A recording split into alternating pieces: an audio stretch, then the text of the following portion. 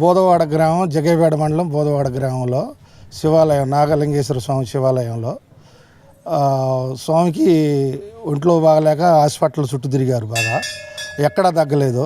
తర్వాత చర్చిలో తీసుకెళ్ళారు. చర్చిలో 3 రోజులు అలాగనే కాళ్ళు జైలు పడిపోయినాయి అసలు పూర్తిగా. ఒక రేత్రికాడ 12 గంటలకి నైటు రేత్రికాడ ఆ స్వామి ఎలా వచ్చిండు కూడా ఆ స్వామికే తెలియని పరిస్థితి. మేము ఎలా వచ్చిన స్వామి అంటే నన్ను ఆవు ఎత్తకొచ్చిందని చెప్పటం జరిగింది. ఆవు ఎత్తటం ఎలా ఎత్తకొచ్చిందని మేము ఇదైపోయినాం. తర్వాత 4 రోజుల నుంచి మనకి శివుడు కళ్ళు నా కాడికి వస్తున్నాయి స్వామి, మన శివుడు కళ్ళే వస్తున్నాయి దగ్గరికి అని చెబుతుండే 4 రోజుల నుంచి. మేము 4 రోజుల నుంచి కూడా ఇదే మాట వినుకుంటున్నాం చూసినాం. రాత్రి 11 గంటల 15 నిమిషాలకి స్వామి పిలిచి కళ్ళు చూపించిండు ఆయనకి. ఇక్కడే శివాలయం గుడిలోని పక్కన మట్టిలో దొరికినాయి అనమాట.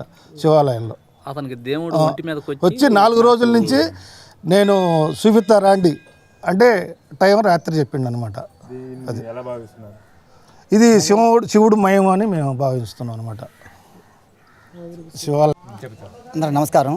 మాది బోధవాడ గ్రామం, జగ్గపేట మండలం, బోధవాడ బ్రహ్మరామ సమేత నాగలింగేశ్వర స్వామి దేవాలయం.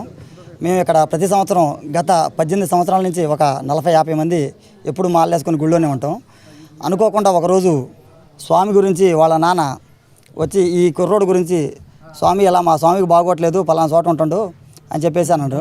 అని బాధపడుతుంటే సరే స్వామి, ఆ స్వామి జాగ్రత్త చూసుకుంటారని చెప్పేసి అన్నాను.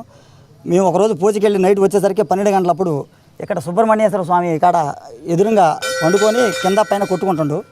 ఏమైంది స్వామి అని మేము అందరం దగ్గరకు వచ్చి అడిగినప్పుడు వాళ్ళ నాన్న వాళ్ళు చెప్పారు, మా స్వామి ఒక 4 రోజుల నుంచి లేవట్లేదు, కాళ్ళు పనిచేయట్లేదు.